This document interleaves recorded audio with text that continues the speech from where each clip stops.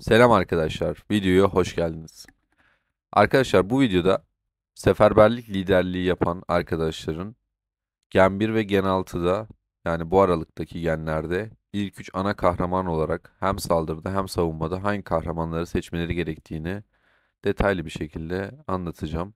İstatistiklerine bakacağız.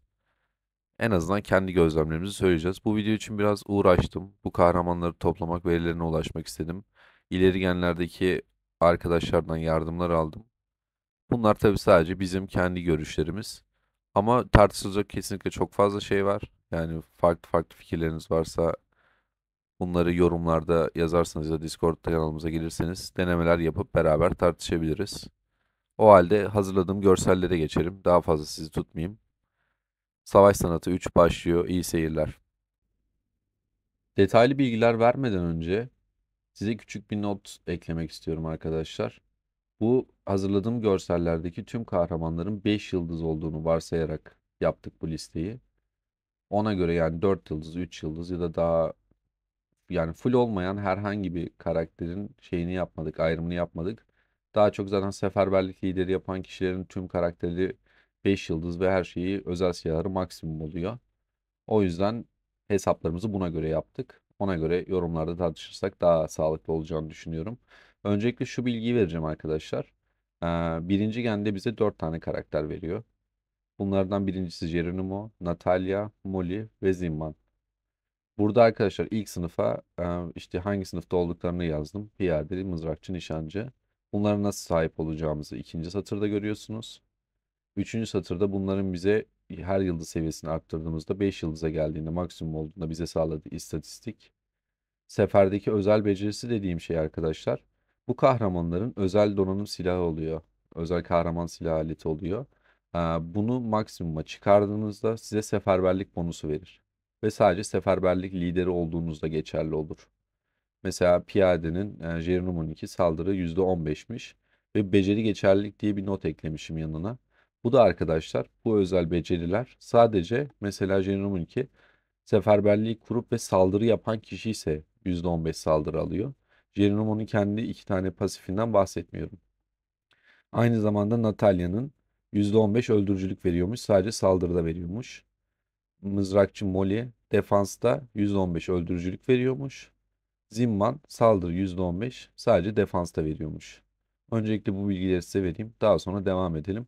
Bu arada arkadaşlar Gen 6 dahil olmak üzere piyade kahraman olarak seferberlikte saldırı bonusu veren yani tek kahraman Geronimo ve Natalia. Onun dışında Gen 6 dahil olmak üzere hiçbir piyade kahramanı saldırırken seferberlikte size özel becerisini yapmaz, aktif etmez. Hepsi savunma olarak bize bufflar veriyor. Şimdi bu bilgiler doğrultusunda videomuza devam edelim. Şimdi ilk sınıfımız piyade Geronimo. Bunu VIP'den VIP paketlerini satın alarak ya da eyalet yeni başladığında şeflerin salonunda işte birincilik, ikincilik ödülleri olarak geliyordu herhalde. Şu an hatırlamıyorum da ilk beşe mi veriyordu galiba yanılmıyorsam öyle. Maksimum seviyeye çıkardığınızda maksimum seviyeye çıkarmak için VIP 12 olmanız gerekiyor. %260,2 istatistik. Seferdeki özel becerisi arkadaşlar saldırı %15 ve sadece seferberlikte birine saldırırken ve liderken, seferberlik liderken geçerli oluyor. Natalya yine piyade. Sadece VIP paketleriyle alabiliyoruz ve oyuna ilk satın alım yaptığımızda bir yıldız yapmak için bize bir paket sunuyordu herhalde. O zaman alabiliyorduk. Daha sonra VIP paketlerini satın alıyoruz. %200 istatistik veriyor. Rally'de saldırı yaparken geçerli %15 bize öldürücülük veriyor. Üçüncüsü Molly. Herkesin bildiği ve en sık kullandığı kahraman. Fener'den ve kahraman salonundan anahtarla bunu elde edebiliyoruz. %200 istatistik. Defansta bize %15 öldürücülük veriyor. Zimman, nişancı, Çarkıfelek'ten ve kale savaşından geliyor. %200 istatistik. Defanstayken bize %15 saldırı veriyor. Daha yapmak için tekrar açıklayayım arkadaşlar. Bunlar bize bireysel savaşlarda herhangi bir saldırı %15, öldürücülük %15 falan vermez. Buradaki sefer özel becerisi dediğim yani kahraman özel aletinden gelen bu özel buff'ı arkadaşlar bize sadece seferberlik lideri olduğumuzda saldırı ya da savunmada verir. Ha, bunun dikkatle tekrar altını çiziyorum. Herhangi bir yanlış anlaşılma olmasın. Ve şu andan itibaren anlatacağım her şey sadece seferberlik lideri için geçerli. Katılan kişi olduğunuzda hiçbir şekilde geçerliliği yok.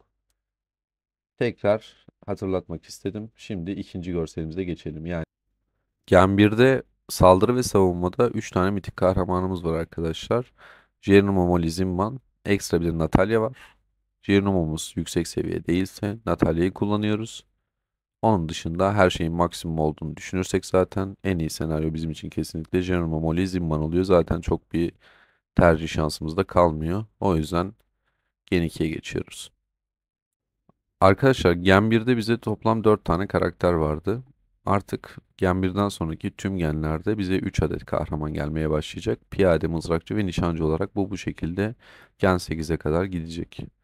Şimdi gelen ilk kahramanımız Flint, piyade.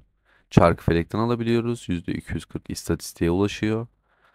Defansta bize %15 saldırı bonusu veriyor. İkinci kahramanımız Flint, mızrakçı. Şeflerin salonundan sıralamaya girmeniz gerekiyor. %240 istatistik alıyoruz. Defansta %15 sağlık alabiliyoruz. Üçüncü kahramanımız Alonso, nişancı. Kahraman salonundan satın alabiliyoruz paketle. %240 istatistiğe ulaşıyor ve bize saldırıda %15 öldürücülük veriyor. Hadi gelin şimdi Gen 2'deki kahramanlara bakalım saldırı ve savunma için.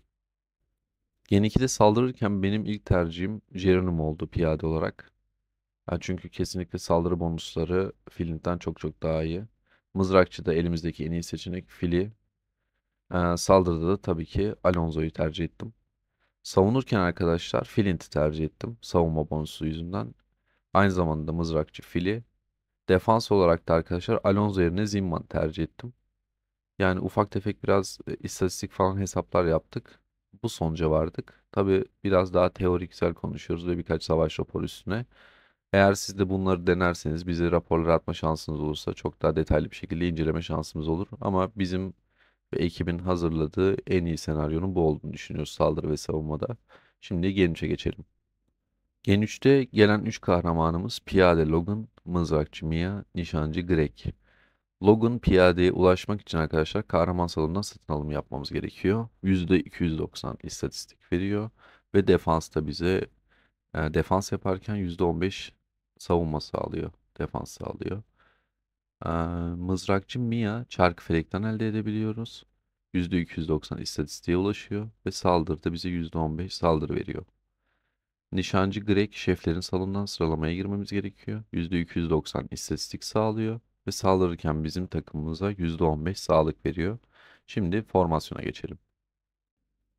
Saldırırken arkadaşlar yine Geronimo'yu seçtik. Geronimo gerçekten düşündüğümüzden de güçlüymüş. Mızrakçıda Mia'yı seçiyoruz. Nişancı olarak da Greg'i seçtik. Savunma kısmına geçtiğimizde ise piyade olarak Logan'ı seçiyoruz. Mızrakçı olarak Mia'yı seçmedik. Fili'yi seçtik. Mia biraz daha agresif ve saldırı kahramanı. Fili biraz daha defansif olduğu için Fili'nin daha iyi olduğuna inanıyoruz. Ve savunmada yine Greg'i kullanıyoruz. Şimdi Gen 4'e geçebiliriz. Gen 4'teki 3 kahramanımızın birincisi Piyade Ahmose, Mızrakçı Reyna, nişancımız ise Line. Ahmose'ye ulaşmak için şeflerin salonundan sıralamaya girmeniz gerekiyor. %370 istatistik sağlıyor. Defans da bize %15 sağlık veriyor. Reyna'ya ulaşmak için mızrakçıya kahraman salonundan paket almanız gerekiyor. Yine %370 istatistiğe ulaşıyor. Saldırıda bize saldırırken %15 öldürücülük sağlıyor. Line ise çark felekten ulaşabiliyoruz. Nişancımıza %370 istatistik veriyor. Ve defansta bize %15 öldürücülük sağlıyor. Şimdi formasyona geçelim. Arkadaşlar saldırırken yine Geronimo'yu seçtik. Bu konuda neden Ahmose'yi koymadın diyenler olacaktır. Şimdi şöyle Gen 4'e geldiğimizde bir seferberlik liderinin istatistikleri %750-800'ü çok rahat bir şekilde geçiyor. Abi bu şekilde Geronimo'dan alacağımız %15 saldırıyı kesinlikle göz ardı edemedik biz. Ve yine kesinlikle Geronimo'nun lider olması gerektiğini düşündük. O yüzden saldırıda tekrardan Geronimo'yu kullandık. Mızrakçı olarak Reyna'yı koyduk. Nişancı olarak da defansif saldırı kahramanı olarak Greg'i kullandık. Çünkü Line biraz daha defansif özelliklere sahip. Özellikle seferberlik lideri olduğunda. O yüzden Greg'den aldığımız bonusu göz ardı edemedik. Savunmada ise arkadaşlar tabii ki piyade olarak Ahmose'yi kullandık. Defansif olarak yine Fili'yi kullandık. Savunma özelliklerinden dolayı. Özellikle de aldığımız %15 sağlığı göz ardı edemedik. Defansta ise nişancı olarak Line'ı kullandık. Şimdi Gen 5'e geçebiliriz. Gen 5'in ilk kahramanı arkadaşlar piyade Hector. Çarkı felekten elde edebiliyoruz. %444 istatistiğe ulaşıyor. Defanstayken bize %15 saldırı veriyor. İkinci kahramanımız mızrakçı Nora. Şeflerin salonundan sıralamaya girerek alabiliyoruz. %444 istatistiğe ulaşılıyor. Defanstayken bize %15 savunma veriyor. Bu arada şu an fark ettim arkadaşlar. Seferde özel becerisinde defans yazdığım kısımlar savunma olacak. Onun için kusura bakmayın. Yani seferde özel becerisi ne defans yazdığım yerler savunma olacak. Tekrarlıyorum. Üçüncü kahramanımız arkadaşlar nişancı Güven. Kahraman salonundan paket alarak alabiliyoruz. %444 istatistiğe ulaşıyor. Ve saldırıda bize %15 öldürücülük sağlıyor. Şimdi Gen 5 formasyonuna gidebiliriz. Gen 5'te saldırı olarak arkadaşlar ilk kahramanımız piyade bu sefer Jirnomo'dan vazgeçip Hector'u seçtik. İkinci mızrakçı kahramanımız biz Norah yerine Reyna'yı tercih ettik arkadaşlar. Saldırı buff'ından dolayı seferberlikte. Nişancı olarak da tabii ki Gwen'i tercih ettik. Ama savunma kısmına geçtiğimizde ilk tercihimiz yine Hector oldu. Defansta kesinlikle Norah oldu ve aynı zamanda Gwen yerine defansif özelliklerinden dolayı Line'ı tercih ettik. Şimdi Gen 6'ya geçebiliriz. Gen 6'daki ilk kahramanımız Wuming Piyade. Kahraman salonundan paketle alabiliyoruz. %540 istatistiğe ulaşıyor. Defansta bize arkadaşlar %15 savunma sağlıyor. İkinci kahramanımız Mızrakçı Rain. Çark felekten elde edebiliyoruz. %540 istatistiğe ulaşıyor ve saldırırken bize %15 öldürücülük sağlıyor. Üçüncü kahramanımız Nişancı Vayne. Şeflerin salonundan sıralamaya girmemiz gerekiyor. %540 istatistik veriyor. Ve defanstayken bize %15 öldürücülük sağlıyor. Şimdi formasyona geçelim. Saldırı kısmında arkadaşlar piyade olarak Wu Ming'i tercih ettik. Burada mızrakçı nişancıyı yanlış yerleştirmişim. Yani sıralama olarak yanlış. Mızrakçı olarak Reen'i seçtik. Nişancı olarak da Vayne yerine Gwen'i tercih ettik saldırırken. Bunu birkaç tane raporla şey yaptık, gözlemledik arkadaşlar. Bir de matematiğe vurduğumuzda Gwen'in daha iyi sonuç verdiğini düşünüyoruz saldırı kısmında. Aynı zamanda Gen 6 savunmaya geçtiğimizde ise arkadaşlar piyade olarak tekrar Wu Ming, mızrakçı olarak Nora, nişancı olaraksa Vayne'i tercih ettik. Aynı şekilde Reen yerine burada Nora'yı tercih ettik mızrakçı olarak. Çünkü defansta bize savunma yaparken daha yüksek istatistikler sağladığını düşünüyoruz.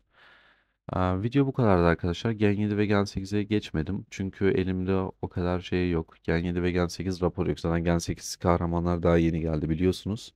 Elimde raporlar olmadan yanlış bilgiler vermek istemedim size. Sadece teorik olsun istemedim. Biraz da bunun üstüne çalıştığım için bunları size veriyorum. Bu videoyu hazırlamak biraz benim için uzun sürdü arkadaşlar. Hani oturup 10 dakikada ya da bir saatte hazırladığım bir video değil bu. Dediğim gibi en az yani 50-60 tane rapora baktım. Arkadaşlardan raporlar istedim. Şu an çünkü ben Gen 4'e yeni geçeceğim için bende 5 ve 6'nın raporları yoktu. Tamam kahramanların hepsine hakimim ama sadece teorik olarak hakim olduğum için size bu bilgileri doğru bir şekilde verebilmek için benden önce oynayan arkadaşlardan yardımlar aldım. Videoda da onlara tekrar tek tek teşekkür ederim. Burak hocama aynı zamanda Bams arkadaşa da teşekkürlerimi sunuyorum bu görselleri bana ulaştırdıkları için. Arkadaşlar anlattığım gibi bu videoyu hazırlamam biraz zamanımı aldı ve gerçekten çok emek verdim. Eğer siz de kanalımıza destek olmak isterseniz kanala abone olabilirsiniz. Videoyu beğenip yorumlar atarsanız bizi etkileşim olarak öne çıkarır, daha fazla kişiye ulaşmamızı sağlar. Yani sizden küçük bir ricam bu. Videoyu izlediğiniz için teşekkürler arkadaşlar. Bildiğiniz gibi bu Savaş Sanatı 3'tü. Savaş Sanatı 4'te direkt SVS'de Şato Savaşı'nda dakika ayarlama, kahramanlar, dizilişler ve formasyonlara geçeceğim artık. Ondan sonraki şeylere tekrar bakarız. Bu seriyi seviyorsunuz. İstek olarak da geliyor. İlginize de teşekkür ederim. Videoyu daha fazla uzatmayayım arkadaşlar. Yeteri kadar bilgi verdik. Kendinize iyi bakın. Başka bir videoda görüşmek üzere.